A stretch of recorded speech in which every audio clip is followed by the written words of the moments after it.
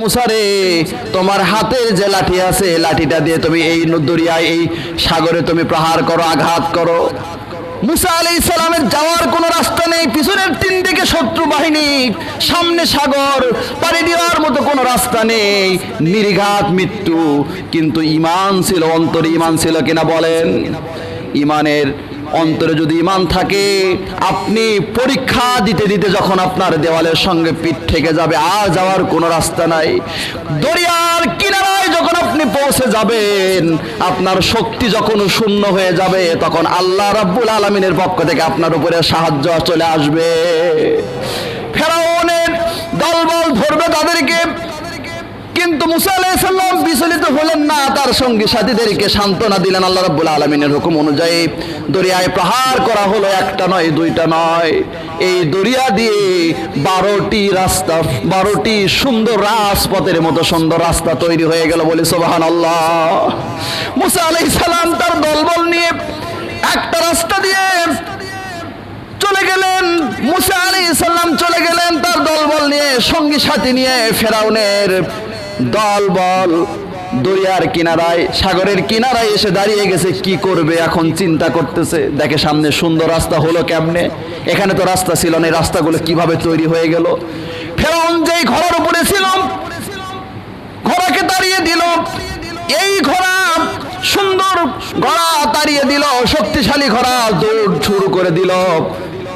এই লোহিত সাগরের মাঝপথে যখন চলে গেছে, আল্লাহ রাব্বুল আলামিনের পক্ষ থেকে অর্ডার এসে গেল, রাস্তারে এই রাস্তা তোকে আমি একমাত্র আমার বান্দা মুসা, আমার নবী মুসা আর তার অনুসারীদের জন্য আমি এই রাস্তা করার ব্যবস্থা করেছি। অতএব এই রাস্তা ফেরাউনের জন্য তো শুরুরি আনফুসিনা ওয়া মিন সাইয়্যাতি আমালিনা من يهده الله فلا مضل له ومن يضلله فلا هادي له ونشهد أن لا إله إلا الله وحده لا شريك له ونشهد أن سيدنا وحبيبنا ومولانا محمدا عبده ورسوله الذي أرسله بالحق بشيرا ونذيرا وداعيا إلى الله بإذنه وسراجا وقمرا منيرا فقد قال الله تعالى في شان حبيبه ورسوله أعوذ بالله من الشيطان الرجيم بسم الله الرحمن الرحيم إن الله وملائكته يصلون على النبي يا أيها الذين آمنوا صلوا عليه وسلموا تسليما। সবাই আমার সঙ্গে অন্তঃস্থল থেকে মহব্বতের সঙ্গে দরুদ ইব্রাহিম পড়ুন। আল্লাহুম্মা সাল্লি আলা মুহাম্মাদিন ওয়া আলা আলি মুহাম্মাদ কামা সাল্লাইতা আলা ইব্রাহিম وعلى آل إبراهيم إنك حميد مجيد اللهم بارك على محمد وعلى آل محمد كما باركت على إبراهيم وعلى آل إبراهيم إنك حميد مجيد সম্মানিত হাজিরিন, আল্লাহ সুবহানাহু ওয়া তাআলা আমাদেরকে হারাম মাসের, নিষিদ্ধ মাসের মধ্যে সর্বোত্তম একটি মাস মুহররম মাসের দ্বিতীয় জুমায় তারই নৈকট্য অর্জনের জন্য মসজিদে আসবার যে সুযোগ করে দিয়েছেন, এই জন্য সেই মহান মনিবের দরবারে হৃদয়ের সবটুকুন আবেগ ভালোবাসা উজাড় করে দিয়ে কণ্ঠের সঙ্গে কণ্ঠ মিলিয়ে সমস্যার প্রশংসা জ্ঞাপন করি সবাই বলে আলহামদুলিল্লাহ। দরুদ ও সালাম বর্ষিত হোক প্রিয় নবীর প্রতি। মহব্বতের সঙ্গে প্রিয় নবীর প্রতি আমরা সবাই সংক্ষিপ্ত পরিসরে দরুদ পরিসর বলি সাল্লাল্লাহু আলাইহি ওয়াসাল্লাম। সম্মানিত হাজিরিন, মুহররম মাস চারটি হারাম মাসের মধ্যে অন্যতম একটি হারাম মাস। এটা ইসলাম আসার আগে থেকেই এই মাসটি কিন্তু মানুষের কাছে একটি হারাম মাস হিসেবেই ছিল। প্রিয় ভাইরা, আসলে এই মাস সম্পর্কে অনেক জাল জয়ীফ হাদিস বর্ণিত হয়েছে। অনেক রকমের কিচ্ছা কাহিনী জাল এবং জয়ীফ হাদিসগুলোতে বর্ণিত আছে। কিন্তু সহিহ হাদিসের আলোকে এই মাসে আমাদের জন্য যেটা করণীয়, বিশ্বনবী জনাবি মুহাম্মদ রাসূলুল্লাহ সাল্লাল্লাহু আলাইহি ওয়াসাল্লাম বলেছেন, রমজানুল মোবারকের পরেই নফল সিয়াম পালনের জন্য সর্বোত্তম মাস, সর্বশ্রেষ্ঠ মাস হলো মুহররম মাস। হাদিসটি কিন্তু সহিহ হাদিস। আমি আবারও বলি, রমজানুল মোবারকের পরেই নফল সিয়াম রাখার জন্য সবচাইতে উত্তম মাস হলো মুহররম মাস। আর এই হাদিসে আল্লাহ নবী বলেছেন, ফরজ সালাতের পরেই সর্বশ্রেষ্ঠ নফল সালাত হলো তাহাজ্জুদের সালাত, রাতের সালাত। এই পৃথিবীতে কোনো ব্যক্তি আল্লাহ রাব্বুল আলামিনের কাছে নৈকট্যবান বান্দা হিসেবে পৌঁছতে পারবে না যতক্ষণ পর্যন্ত ওই ব্যক্তি তাহাজ্জুদ গুজারি না হতে পারবে। তাহাজ্জুদের সালাত এমন একটি সালাত, এই পৃথিবীতে যত আল্লাহ ওলি ছিল, যারা আল্লাহ ওয়ালা ছিল, মুত্তাকি পরহেজগার বুজুর্গ ব্যক্তি যারাই ছিল, তাদেরই ইবাদতের মধ্যে একটি অংশ ছিল রাতের সালাত, তাহাজ্জুদের সালাত। এই ব্যাপারে আপনাদের কাছে এর পূর্বেও আমি অনেক বলেছি। অতএব আল্লাহ সুবহানাহু ওয়া তাআলার কাছে নৈকট্যবান বান্দা যদি আমরা হতে চাই, তাহলে ফরজ সালাতের পাশাপাশি আমাদেরকে এই সালাতের ব্যাপারে যদি আমরা একটু যত্নবান হয়ে রাতের একটা অংশের দিকে, শেষ অংশের দিকে জাগ্রত হয়ে 1-1.5 ঘন্টা 2 ঘন্টা যদি সালাতটি যদি জায়নামাজে দাঁড়িয়ে পড়তে পারি, আল্লাহ সুবহানাহু ওয়া তাআলা ওই বান্দার প্রতি অবশ্যই রাজি এবং খুশি হয়ে যাবে। আর ফরজ সিয়ামের পরে আমাদের জন্য অতীব গুরুত্বপূর্ণ সিয়াম হলো মুহররম মাসের নফল সিয়ামগুলি। তবে একটি সিয়ামের ব্যাপারে, যেটা গত জুমা বলেছিলাম, আজকেও আপনাদেরকে সতর্ক করে দেওয়ার জন্য, মনে করে দেওয়ার জন্য আমি আমার খুতবার শুরুতেই যে আলোচনাটি নিয়ে আসতেছি, যে সিয়ামের ব্যাপারে হাদিসে আছে, সিয়ামু ইয়াউমুল আশুরাতে হাতাসিবু আলাল্লাহি আইয়ু কাফারা সানাতাল্লাতি ক্বাবলাহু। মুহররম মাসের 10 তারিখে আশুরার দিনে যে ব্যক্তি সিয়াম পালন করলো, আল্লাহ সুবহানাহু ওয়া তাআলা এই একটি সিয়ামের দ্বারায় তার অতীতের 1 বৎসরের গুনাহ মাফ করে দিবে। প্রিয় ভাইয়েরা, এই যে আমরা বলি 1-2 সংখ্যা তো বলি, তাই বলি না?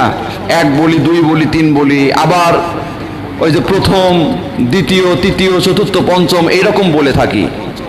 তো ঠিক আরবিতে দশম শব্দের অর্থ হলো আশুরা। দশম শব্দের অর্থ হলো আশুরা, অর্থাৎ আশুরা শব্দের অর্থ হলো দশম। যে কোনো আরবি মাসের 10 তারিখকে আশুরা বলা যেতে পারে, কারণ দশম তারিখ। কিন্তু নির্দিষ্ট করে হাদিসের ভাষায় এই মুহররম মাসের 10 তারিখকে আশুরা হিসেবে উল্লেখ করা হয়। অর্থাৎ দশম তারিখে যে ব্যক্তি সিয়াম রাখবে তার অতীতের 1 বছরের গুনাহ মাফ করে দেওয়া হবে। পাশাপাশি সহি হাদিস হলো, সহি বর্ণনা হলো, এই দশম তারিখের আগে আল্লাহ নবী বলছেন, আমি যদি আগামী বছর জীবিত থাকি তাহলে নবম এবং দশম তারিখে দুইটা সিয়াম রাখবো। তাহলে এটাই হলো বিশ্বনবীর ইচ্ছা আকাঙ্ক্ষা ছিল, এটাই হলো সুন্নাত। আর এই মুহররম মাসের 9 তারিখ হলো আগামীকাল শনিবার, আর পরশুদিন হলো 10 তারিখ রবিবার। প্রিয় ভাইয়েরা, তাহলে আজকে রাত্রিতেই আমাদের সেহরি খেয়ে আগামীকালের সিয়াম এবং আগামীকাল রাত্রিতে সেহরি খেয়ে পরশুদিনের সিয়াম, এই দুইটা সিয়াম যদি আমরা রাখতে পারি, আশা করা যায় আল্লাহ সুবহানাহু ওয়া তাআলা আমাদের অতীতের 1 বছরের গুনাহগুলি মাফ করে দিবে। প্রিয় ভাইয়েরা, কি আমরা রাখবো তো ইনশাআল্লাহ? রমজানের সিয়ামই রাখি না?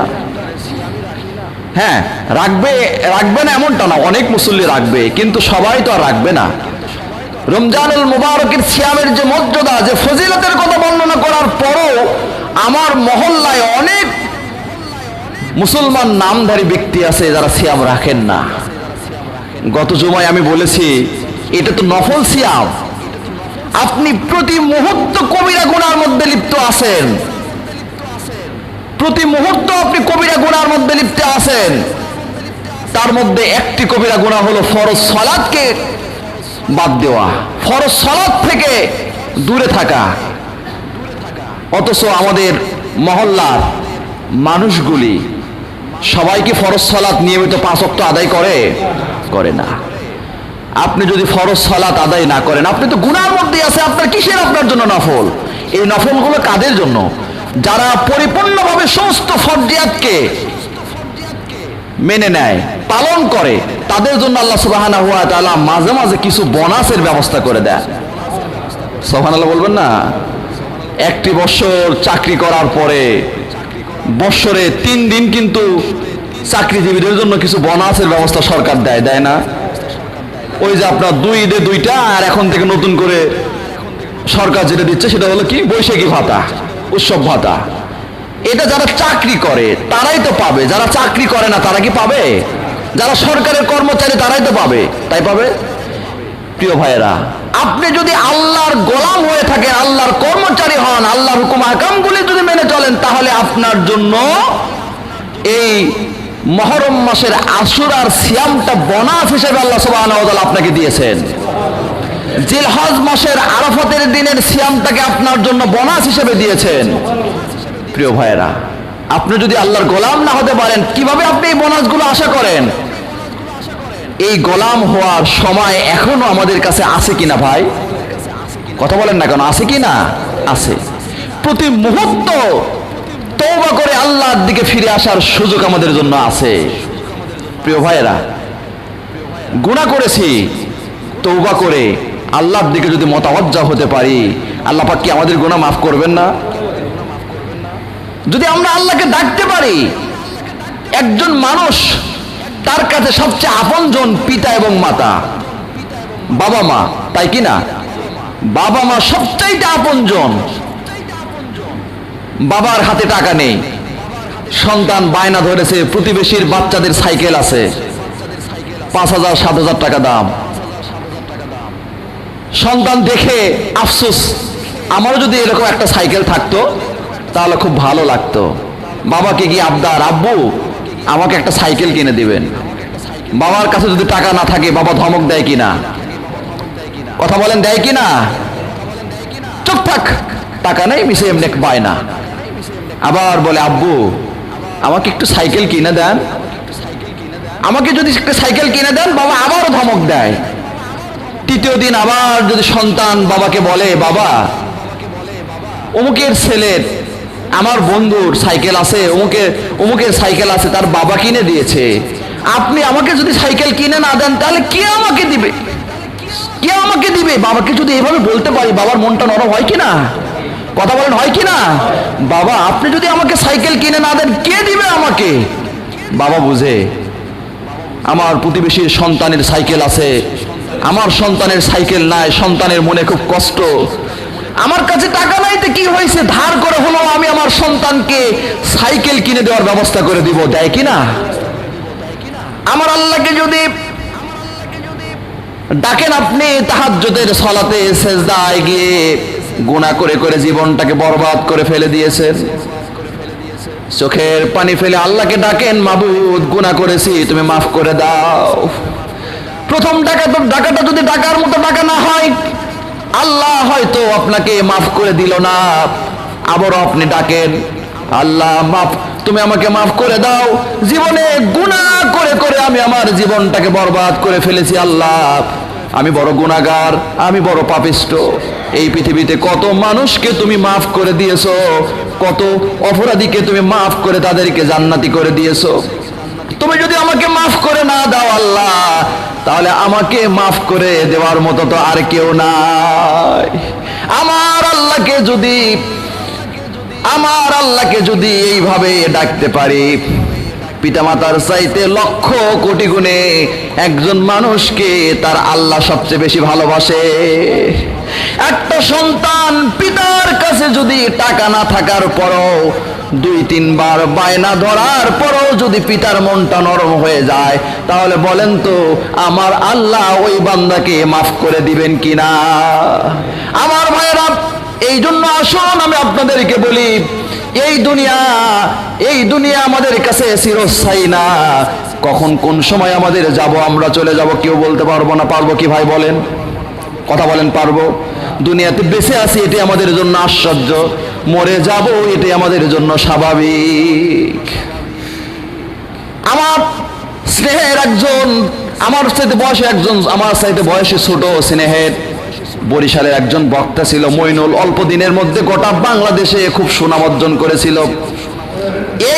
এই বক্তা খুবই ট্যালেন্ট, খুবই মেধাবী। গতকাল হঠাৎ করে দুপুরবেলা স্ট্রোক করে এসে মারা গেছে। গোটা বাংলাদেশে মাত্র 2-3 বছর ব্যাপক আলোড়ন সৃষ্টি করেছিল। ওর আগে একটু কল্পনাও করে নাই যে আমি আজকেই মারা যাব। আমার ভাইয়েরা, মসজিদে এসেছি, আমরা বাড়িতে যেতে পারবো এই সিউরিটি আমরা কেউই দিতে পারবো না। আমরা বাড়ি থেকে নিয়ত করে এসেছি মসজিদে যাব, সালাত আদায় করে বাড়িতে আসব, খাবার খাবো, অমুক জায়গায় যাব। এই স্বপ্ন আমরা দেখি কিনা? কথা বলেন, দেখি কিনা?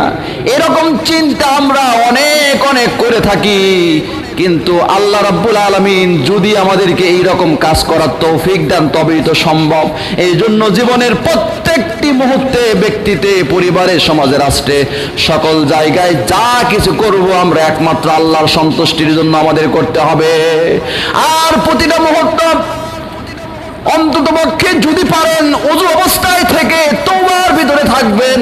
তওবার যে ফজিলত আমি আপনাদের সামনে আলোচনা করেছি, প্রতি মুহূর্তে ওযুর অবস্থায় থেকে যদি আপনি তওবা অবস্থায় যদি থাকতে পারেন, আপনি আল্লাহর কাছে তওবা করেন, ইস্তেগফার করেন, গুনাহ হয়ে গেছে আল্লাহ আমাকে মাফ করে দাও, আমার বিশ্বাস আপনার চাইতে এত ভালো মানুষ আর আল্লাহ রাব্বুল আলামিনের কাছে পছন্দের বান্দা আর কেউ হতে পারে না।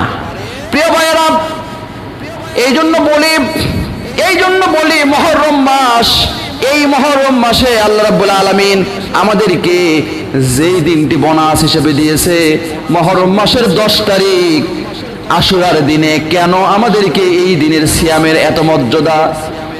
মুসা আলাইহিস সালাম আল্লাহ রাব্বুল আলামিনের একজন জলিলে কদর নবী ছিলেন। গত জুমায় আপনাদের কাছে বলেছি, তারপরও আমি আজকে আলোচনায় নিয়ে আসতেছি এই জন্য, একটু মনে করে দেওয়ার জন্য। মুসা আলাইহিস সালাম আল্লাহ রাব্বুল আলামিনের এমন একজন সম্মানী নবী ছিলেন।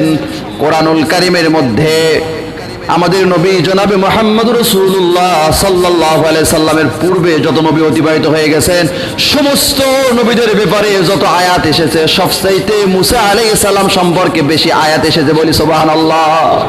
এমন একজন সম্মানিত নবী যার জন্ম থেকে মৃত্যু পর্যন্ত আমাদের জন্য বিশাল আল্লাহ রাব্বুল আলামিনের পক্ষ থেকে ছিল কুদরত, যার জন্মটাই হয়েছে কুদরতের মাধ্যমে। মায়ের পেটে ছিল, ফেরাউন পৃথিবীতে আসতে দিবে না সন্তানকে, কোনো মহিলার গর্ভ থেকে যেন ছেলে সন্তান জন্মগ্রহণ না করে, এটা তো জানেন সবাই। আসতে দিবেন, আল্লাহ রাব্বুল আলামিন নিয়ে আসলেন, ভেসে দেওয়া হলো নদীতে, ফেরাউনের কোলে, ফেরাউনের পরিবারে লালন পালিত হলো। ফেরাউনের যিনি শত্রু হবে, ফেরাউন একটু বুঝতে পারে না এই ছোট্ট মাসুম বাচ্চাই হয়ে যাবে একসময় আমার শত্রু। হাজার হাজার শিশু সন্তানকে জবাই করে হত্যা করলেন, জবাই করে মেরে ফেললেন। কিন্তু যেই শত্রু যার জন্য হাজার হাজার শিশু সন্তানকে হত্যা করলেন, এই শত্রু, তার যে শত্রু মুসা আলাইহিস সালাম, তাকেই সে নিজের ঘরে লালন পালন করলেন। আমার ভাইয়েরা, আল্লাহ রাব্বুল আলামিন একটু দেখানোর জন্য ছোট্টবেলায় একেবারে শিশু অবস্থায় ফেরাউন মুসাকে আদর করতে যাচ্ছে। মুসা ছোট্ট বাচ্চা, ফেরাউনের গালে এমন থাপ্পড় দিয়েছে, মুসার থাপ্পড় খেয়ে ফেরাউন তিনি এতই কষ্ট পেয়েছে, মনে হয়েছে কত বড় বিশাল একজন শক্তিশালী মানুষ তার গালে মেরেছে। ফেরাউনের চিন্তা হয়ে গেল, নিশ্চয় এটা আমার শত্রু হবে। আসিয়া বলতেছে, ফেরাউন তুমি নাকি নিজেকে খোদা বলে দাবি করো, এত বড় প্রভাবশালী দাম্ভিক ব্যক্তি, ছোট্ট একটা মাসুম বাচ্চার থাপ্পড় তুমি তোমার গালে সইতে পারো না। স্ত্রীর কাছে যেন লজ্জিত না হতে হয়, এই জন্য আর কোনো কথা বললেন না। আমার ভাইয়েরা, এই ফেরাউনের ঘরে লালিত পালিত হলেন মুসা। এমনকি মুসা আলাইহিস সালামের মা পর্যন্ত ফেরাউনের ঘরে এসে নিজের সন্তানকে দুধ খাওয়ানোর জন্য কুদরতি ব্যবস্থা আল্লাহ রাব্বুল আলামিন করে দিয়েছিলেন। আমার আল্লাহ পারেন না এমন কিছু নাই। একটা কথা আছে, রাখে আল্লাহ মারে কে, আছে কিনা বলেন? আমার ভাইয়েরা, এই মুসা আলাইহিস সালাম যখন তিনি পরিণত বয়সে উপনীত হলেন, তার কাছে যখন ওহী চলে আসলো, ওহী চলে আসার পরে আল্লাহ রাব্বুল আলামিন মুসা আলাইহিস সালামকে বললেন, মুসা রে, ইজহাব ইলা ফিরাউন, তুমি যাও, এই কালেমার দাওয়াতটা নিয়ে সর্বপ্রথমে তুমি ফেরাউনের কাছে চলে যাও। মুসা আলাইহিস সালাম কে আল্লাহ রাব্বুল আলামিন ফেরাউনের কাছে না যে অন্য কোনো সাধারণ মানুষের কাছে পাঠাতে পারতেন কিনা বলেন? কথা বলেন না কেন, পারতেন কিনা? সাধারণ মানুষের কাছে পাঠিয়ে দিতে পারতেন, তাহলে রিস্ক ঝামেলাটা একটু কম হতো। কিন্তু আল্লাহ রাব্বুল আলামিন সাধারণ মানুষের কাছে আগে পাঠাইয়া না দিয়ে ফেরাউনের কাছে কেন পাঠাইয়া দিলেন? ফেরাউন আছে রাষ্ট্র ক্ষমতায়, ফেরাউন যদি আগে কালেমার দাওয়াত গ্রহণ করে, ফেরাউন যদি কালেমা মেনে নেয়, ফেরাউন যদি দিন মেনে নেয়, তাহলে সকল মানুষের জন্য এইটা সুবিধা হয়ে যাবে। এই জন্য ফেরাউনের কাছে গেলেন, ফেরাউন মেনে নিলেন না। মুসা আলাইহিস সালামকে মারার জন্য চক্রান্ত শুরু হলো। যেখানে ইসলামের দাওয়াত, ইসলামের সঠিক দাওয়াত যেখানে, সেখানে শত্রুতা। আমার ভাইয়েরা, মুসা আলাইহিস সালামকে তাড়া করলেন, মুসা আলাইহিস সালামকে তাড়া করলেন। ফেরাউন বিশাল বড় দলবল নিয়ে মুসাকে তাড়া করলেন। সঙ্গে মাত্র কয়েকজন সঙ্গী সাথী মুসার। বিশাল ফেরাউনের বাহিনীর সামনে মোকাবেলা করার মতো ক্ষমতা ফেরাউন আর তার ওই কয়েকজন লোকের সম্ভব না। তিন দিক থেকে ফেরাউনের লোক, সামনে লোহিত সাগর, সাগর দেখে ফেরাউনের লোকগুলো, তার সাগর দেখে মুসা আলাইহিস সালামের অনুসারীগুলো কেঁদে উঠেছে, বলতেছেন, আল্লাহর নবী মুসা, তিন দিক থেকে ফেরাউনের দলবল আমাদেরকে ঘিরে ফেলে দিয়েছে, সামনে লোহিত সাগর, কিভাবে আমরা এই সাগর পাড়ি দিব আমরা বুঝতে পারছি না। সবাই কান্নাকাটি শুরু করলেন। মুসা আলাইহিস সালাম আল্লাহর নবী তাদেরকে বললেন, তোমরা ধৈর্য ধারণ করো। আল্লাহ রাব্বুল আলামিন তিনি জানিয়ে দিলেন, মুসা রে, তোমার হাতে যে লাঠি আছে, লাঠিটা দিয়ে তুমি এই দরিয়ায়, এই সাগরে তুমি প্রহার করো, আঘাত করো। মুসা আলাইহিস সালামের যাওয়ার কোনো রাস্তা নেই, পিছনের তিন দিকে শত্রু বাহিনী, সামনে সাগর, পাড়ি দেওয়ার মতো কোনো রাস্তা নেই, নির্ঘাত মৃত্যু। কিন্তু ঈমান ছিল, অন্তরে ঈমান ছিল কিনা বলেন? ঈমানের অন্তরে যদি ঈমান থাকে, আপনি পরীক্ষা দিতে দিতে যখন আপনার দেওয়ালের সঙ্গে পিঠ থেকে যাবে, আর যাওয়ার কোনো রাস্তা নাই, দরিয়ার কিনারায় যখন আপনি পৌঁছে যাবেন, আপনার শক্তি যখন শূন্য হয়ে যাবে, তখন আল্লাহ রাব্বুল আলামিনের পক্ষ থেকে আপনার উপরে সাহায্য চলে আসবে। ফেরাউনের দলবল ধরবে তাদেরকে, কিন্তু মুসা আলাইহিস সালাম বিচলিত হলেন না, তার সঙ্গী সাথীদেরকে সান্ত্বনা দিলেন। আল্লাহ রাব্বুল আলামিনের হুকুম অনুযায়ী দরিয়ায় প্রহার করা হলো, একটা নয়, দুইটা নয়, এই দরিয়া দিয়ে 12টি রাস্তা, 12টি সুন্দর রাজপথের মতো সুন্দর রাস্তা তৈরি হয়ে গেল, বলি সুবহানাল্লাহ। মুসা আলাইহিস সালাম তার দলবল নিয়ে একটা রাস্তা দিয়ে চলে গেলেন, মুসা আলাইহিস সালাম চলে গেলেন তার দলবল নিয়ে, সঙ্গী সাথী নিয়ে। ফেরাউনের দলবল দরিয়ার কিনারায়, সাগরের কিনারায় এসে দাঁড়িয়ে গেছে। কি করবে এখন চিন্তা করতেছে। দেখে সামনে সুন্দর রাস্তা হলো কেমনে, এখানে তো রাস্তা ছিল না, এই রাস্তাগুলো কিভাবে তৈরি হয়ে গেল। ফেরাউন যেই ঘোড়ার উপরে ছিল, ঘোড়াকে তাড়িয়ে দিল। এই ঘোড়া সুন্দর ঘোড়া তাড়িয়ে দিল, শক্তিশালী ঘোড়া দৌড় শুরু করে দিল। এই লোহিত সাগরের মাঝ পথে যখন চলে গেছে, আল্লাহ রাব্বুল আলামিনের পক্ষ থেকে অর্ডার এসে গেল, রাস্তারে এই রাস্তা তোকে আমি একমাত্র আমার বান্দা মুসা, আমার নবী মুসা আর তার অনুসারীদের জন্য আমি এই রাস্তা করার ব্যবস্থা করেছি। অতএব এই রাস্তা ফেরাউনের জন্য তৈরি করি নাই। ফেরাউন সেই লোহিত সাগরে ডুবে তখন পানি খাওয়া শুরু করে দিল। কোরআনুল কারীম সাক্ষী, কোরআনুল কারীমের মধ্যে এসেছে আল্লাহ রাব্বুল আলামিন তখন ফেরাউন আল্লাহ রাব্বুল আলামিনকে বলেছিলেন, আয় আল্লাহ, ও মুসার আল্লাহ, বনি ইসরাইলের আল্লাহ, আমি আপনার প্রতি ঈমান আনতেছি, আপনি আমাকে এই বিপদ থেকে বাঁচার মতো একটি রাস্তা করে দেন। আল্লাহ রাব্বুল আলামিন বলেছিলেন, ফেরাউন রে, তোমার তওবা এখন আর কবুল করা হবে না। অনেক সুযোগ তুমি পেয়েছো, অনেক সুযোগ পেয়েছো, অনেক সময় পেয়েছো, সেই সময় তওবা করো নাই। অতএব এখন আর তওবা তোমার কবুল করা হবে। এই জন্য ভাইয়েরা আমি আপনাদেরকে বলি, বিনয়ের সাথে অনুরোধের সুরে আমি বলি, এখন তওবা কবুলের সুযোগ আমাদের জন্য আছে কিনা? কথা বলেন, আছে কিনা? তওবা কবুলের সুযোগ আছে, কিন্তু যখন মালাকুল মউত চলে আসবে তখন কিন্তু আর তওবা কবুল হবে, তওবা কবুল হবে না। আল্লাহর নবী বলেছেন দুইটা সময় তওবা কবুল হবে না। বাদাল গরগরা, যখন মালাকুল মউতকে দেখে একজন মায়াতের গলার ভিতরে গরগরা শব্দ শুরু হয়ে যাবে, তখন সে তওবা করতে চাইবে, আমার আল্লাহ সে তওবা কবুল করে নেবেন না। এরপরে সূর্য যখন পূর্ব আকাশে উদিত না হয়ে পশ্চিম আকাশে সূর্য উদিত হবে, এরপরে মানুষগুলো হাজারবার তওবা করতে চাইলেও আমার আল্লাহ সে তওবা কবুল করবে, আমার ভাইরা করবেন না। এই জন্য বলি, তওবার সময় এখনো আছে, প্রতি মুহূর্তে আমরা আমার আল্লাহর কাছে তওবা করি। কি পারবো তো ভাই? কথা বলেন, পারবো তো? মুহররম মাসের এই সময়ে মুসা আলাইহিস সালাম তিনি এই দরিয়া পার হলেন, পার হয়ে শুকরিয়া স্বরূপ বিজয় অর্জন করলেন। মুসা আলাইহিস সালাম পার হয়ে গেল, ফেরাউনের দলবল সব ধ্বংস হয়ে গেল। মুসার বিজয় হলো কিনা?